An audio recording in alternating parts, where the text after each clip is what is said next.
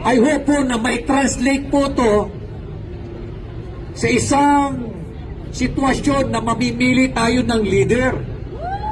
Dahil at the end of the day, ang problema ho sa Pilipino, hindi ho tayo marunong mamili ng mga leaders natin.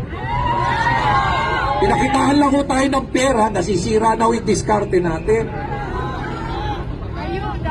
Tandaan ho ninyo, masarap ang pera. Yan ho yung battle cry ho ng mga korap na politiko. Napakasarap ng posisyon, napakasarap ng power, napakasarap ng pera. Huwag ho nating pabayaan na masisira ho yung ating mga moral values. Muntik na ho tayo rito sa Baguio. Huwag ho natin papayagan. Pero hindi lang ho Baguio ang ilalaban. Makikipaglaban lang ho tayo for Baguio only. Hindi ho dapat. Para sa buong bansa. Para ho sa buong bansa.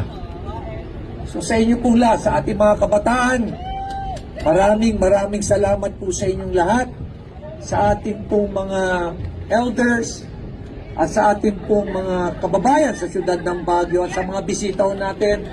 Maraming salamat sa pagdalo nyo rito. Let us keep on fighting. Let us keep the fire burning. God bless you all.